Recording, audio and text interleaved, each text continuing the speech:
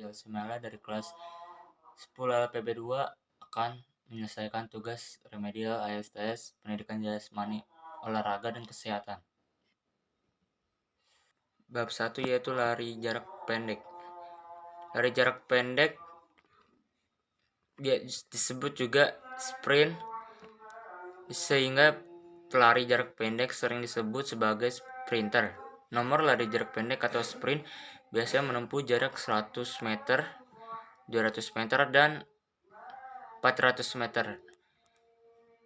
Dalam buku atletik karya Tatang Muhtar dan Riana Trawali, pengertian lari jarak pendek adalah satu cara lari di mana atlet harus menempuh seluruh jarak dengan kecepatan maksimal mungkin.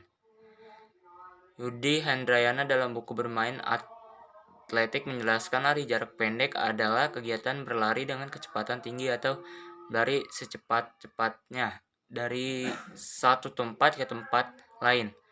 Oleh karena itu, seorang atlet diharuskan mengerahkan seluruh kekuatannya mulai dari start sampai garis finish. Dalam ilmu fisiologi, sprint disebut juga sebagai olahraga anaerobik, yang berarti olahraga ini hanya menggunakan oksigen. Dalam lari jarak pendek, teknik yang dilakukan saat berlari sama dengan lari jarak jauh. Akan tetapi bedanya pada teknik dalam menghemat tenaga, karena perbedaan jarak tempuh lari jarak pendek 100 meter dianggap sebagai salah satu kompetisi dengan bergengsi atletik. Perlombaan lari 100 meter difokuskan untuk melihat kemampuan maksimumnya dalam waktu sesingkat mungkin. Dalam perlombaan lari 200 meter, pelari harus meminimalisir perubahan kecepatan karena melewati tikungan. Pelari akan mencoba untuk tetap sedekat mungkin dengan garis dalam. Akan tetapi pelari dilarang menginjak garis bagian dalam karena akan didiskualifikasi. Berbeda dengan lari 100 meter yang membutuhkan daya ledak murni, pelari 200 meter yang harus menjaga kecepatan dengan memiliki speed endurance. Pendek menggunakan teknik start jongkok atau crouching start. Oleh karena itu, saat dilakukan dalam posisi jongkok di belakang garis start, teknik start jongkok ini dilakukan untuk memperoleh kecepatan optimal sejak awal lari. A. Tahap aba-aba. Bersedia atau on your mask. Pada aba-aba bersedia, lutut diletakkan ke belakang ujung kaki yang ada di depan dengan jarak satu kepal tangan. Kedua lengan lurus sejajar dengan bahu dan telapak tangan kiri diletakkan di belakang garis start. Pandangan lurus ke depan atau arah lintasan. Berikut beberapa teknik start jongkok. 1. Band start atau start pendek. Dilakukan dengan cara ujung sejajar kaki dengan tumit kaki depan. 2. Medium start atau start menengah. Start menengah dilakukan dengan cara lutut kaki belakang atau ketika diletakkan di tanah sejajar dengan ujung kaki depan. Ketiga, long start atau start panjang. Dilakukan dengan cara lutut kaki belakang ketika diletakkan di tanah sejajar dengan tumit kaki depan. B. Tahap aba-aba siap atau get set. Pada aba-aba siap, posisi badan berubah. Tubuh sedikit condong ke depan, pinggang diangkat sedikit lebih tinggi dari bahu agak maju ke depan dari tangan. Selanjutnya, lutut ditekan ke belakang, lutut kaki membentuk sudut siku-siku 90 derajat, sedangkan kaki belakang 120 sampai 140 derajat. C. Tahap aba-aba yak. Tahap aba-aba yak atau ready. Pada aba-aba yak, pelari mulai mengarahkan seluruh tenaganya. Posisi badan diluruskan dan diangkat Kaki menjadi tumpuan keras pada start block untuk mentak tenaga dorong. Kedua tangan diangkat kemudian mengayun seirama dengan gerakan lari. 2. Teknik saat berlari. Saat berlari ada 2 tahap yang dapat menghasilkan teknik berlari dengan cepat, yaitu fase topang dan fase melayang. Fase topang bertujuan untuk memperkecil hambatan saat menyentuh tanah serta memaksimalkan dorongan ke depan. A. Mendarat pada telapak kaki. B. Lutut kaki topang.